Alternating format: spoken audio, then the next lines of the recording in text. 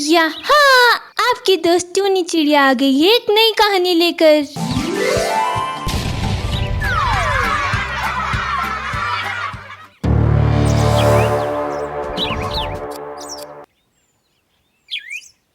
ये कहानी एक खूबसूरत से आशियाने की है, जहाँ कई सारे पशु पक्षी अपना जीवन बसर कर रहे थे। उसी आशियाने में एक टोनी नामक चिड़िया जो अपने पति भोलू चिड़े के साथ एक छोटे से घोंसले में रहती थी। भोलू चिड़ा और टोनी चिड़िया के विवाह को कई वर्ष हो गए थे, पर अब तक उन्हें संतान का सुख प्राप्त नहीं हुआ था। एक दिन टोनी चिड़िया अपने घोंसले में बैठी हुई थी, तभी उसके पास पड़ोस वाली एक नीलू तोती आती है। अरे चिड़िया बहन, कैसी हो आप? क्या बताएं तोती बहन, इस जंगल के हर पक्षी को संतान का सुख प्राप्त हो गया है। केवल मैं ही एकमात्र ऐसी पक्षी हूँ जिसे अब तक संतान का सुख प्राप्त नहीं हुआ है। मैंने संतान की खुशियों के लिए कितना संघर्ष किया है, पर अब तक मुझे संतान की खुशियाँ ही नहीं मिली। अब तो लगता है कि मुझे जीवन भर ऐसे ही रहना होगा। शायद हमारे भाग्य में ही संतान का सुख नहीं लिखा है। चिड़िया बहन समझो, अब आपकी ये समस्या दूर हो गई। मेरे पास एक ऐसा उपाय है जिससे आपको भी संतान का सुख प्राप्त हो सकता है।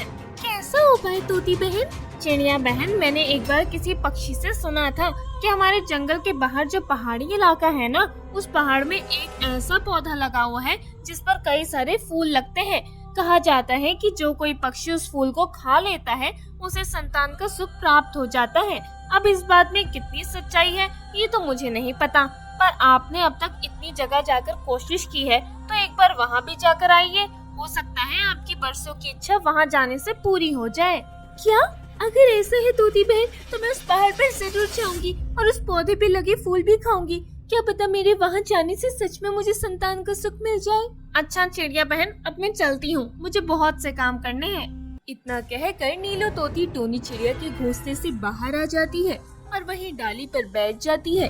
डाली पर बैठते ही वो नीलो तोती एक भयानक चुड़ैल कोयल पक्षी के अवतार में आ जाती है। आखिर मैंने इस चिड़िया को अपने जाल में फंसा ही दिया। अब ये चिड़िया जरूर मेरी उस पहाड़ी इलाके में आएगी। वो चुड़ैल कोयल ने टोनी चिड़िया की पड़ोसी नीलू तोती का रूप धारण करके टोनी चिड़िया को उस पहाड़ पर आने के लिए बहका दिया था। इतना करके वो चुड़ैल कोयल वहाँ से उड़कर चली जाती है। थोड़े समय बाद भोलू चिड़ा अपने घोंसले में आता है। तभी टोनी चिड़िया अपने पति भोलू चिड़े को वो सारी बात बताती है जो उस चुड़ैल कोयल ने नीलू तोती का रूप धारण करके टोनी चिड़िया को कही थी। टोनी, ये तो बहुत ही अच्छी बात है। अगर ऐसा है तो हमें अभी ही उस पहाड़ पर जाना होगा। टोनी चिड़िया और भोलू चिड़ा दोनों मिलकर जंगल के बाहर उस पहाड़ी इलाके में चले जाते हैं। वहाँ चारों ओर सन्नाटा छाया हुआ था। वहाँ न कोई पौधा था न कोई फूल थे। अरे टोनी, जैसे तुमने मुझे बताया था वैसा तो यहाँ कुछ भी नहीं है। यहाँ ना तो कोई पौधा है ना कोई फूल है, यहाँ तो हर तरफ पहाड़ ही पहाड़ है। ऐसे कैसे हो सकता है? वो तोती बहन मुझसे झूठ क्यों बोलेगी? चलो टोनी, हमें इन बेवजह की बातों पर विश्वास नहीं करना चाहिए। चलो हम अपने घोंसले में चलते हैं। दोनों जैसे ही वहाँ से उड़ने लगते हैं तभी दोनों को कई सारे बच्चों की रोने की आवाज आती है।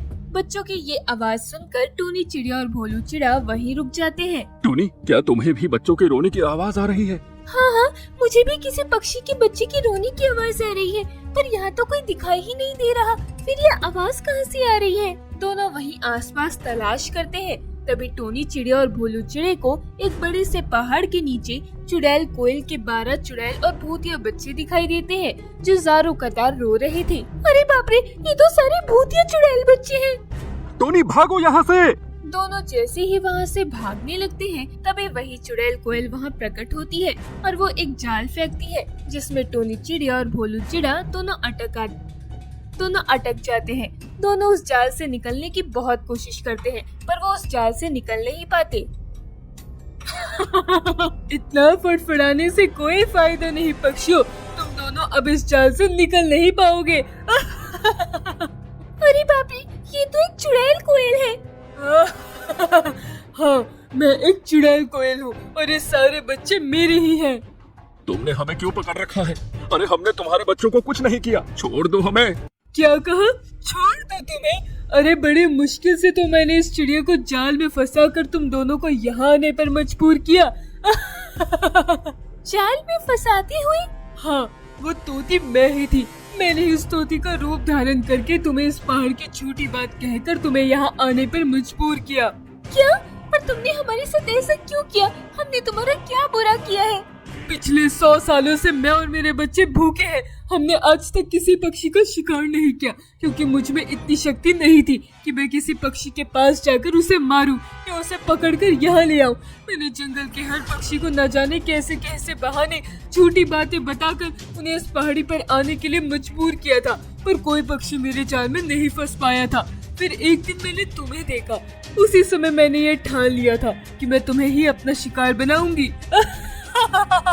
तभी भोलू चिड़ा तो छोटे पत्थर को अपने हाथ में लेता है और उन्हें जोर से एक दूसरे से टकराता है, जिसकी वजह से उसमें से आग निकल आती है और वो जाल पूरा जलने लग जाता है।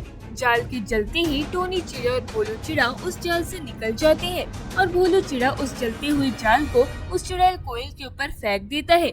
वो चुड़ैल कोयल बुरी तरह से जलने लग जाती है। देखते ही देखते वो चुड़ैल कोयल वहीं जलकर भस्म हो जाती है। अपनी माँ को खत्म होते देख वो 12 चुड़ैल के बच्चे तेजी से टोनी चिड़े और भोलू चिड़े के पीछे भागते हुए आते हैं। अरे बाप रे टोनी, ये चुड़ैल के सारे बच्चे तो हमारे पीछे ही पड़ गए। भोलू तेजी से अपने जंगल की ओर भागो। टोनी चिड़ी और भोलू चिड़ा तेजी से उड़ते हुए अपने जंगल की ओर आते हैं। चुड़ैल के वो 12 बच्चे भी उनके पीछे पीछे जंगल में आते हैं। जंगल के सारे पक्षी जब ये देखते हैं, अरे बाप रे, ये इतने सारे भूतिया पक्षी के बच्चे कहाँ से आ गए? अरे भागो रे यहाँ से। चुड़ैल के वो 12 बच्चे बेकाबू होकर पूरे जंगल में घुस जाते हैं और जंगल के हर एक पक्षी को मारकर उनका खून पीने लगते हैं। थोड़े समय में ही वो चुड़ैल के 12 बच्चे जंगल के पूरे पक्षियों का खात्मा कर देते हैं।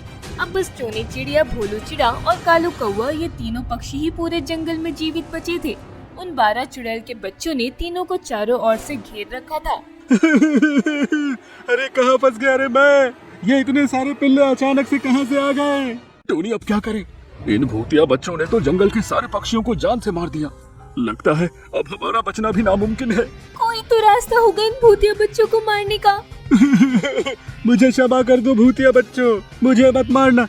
अरे मैं तो तुम्हारे पिता जैसा हूँ ना, मुझे मत मारो बच्चों। हाँ कौवे भाई, इस तरह गिड़गिड़ाने से कोई फायदा नहीं है। ये सारे चुड़ैल कोयल के बच्चे हैं और ये सारे भूतिया बच्चे 100 सालों से भूखे हैं। ये हमें नहीं छोड़ने वाले। हाँ 100 सालों से? ये इतने इतने बच्चे 100 साल के हैं? अरे बाप रे, इसका मतलब ये हमारे पिता के नहीं, पर पिता के उम्र के हैं। कोई तो रास्ता होगा यहाँ से निकलने का। तभी टोनी चिड़िया को जमीन पर मिट्टी दिखाई देती है। टोनी चिड़िया भोलू चिड़े और कालू कौवे को इशारा करती है और तीनों मिलकर तेजी से नीचे झुकते हैं और उन सारे भूतिया 12 बच्चों की आंखों में वो मिट्टी फेंक देते हैं, जिसकी वजह से उन भूतिया बच्चों को कुछ दिखाई नहीं देता। तभी तीनों पक्षी मिलकर तेजी से उड़कर वहाँ से भाग जाते हैं और एक नए जंगल में चले जाते हैं।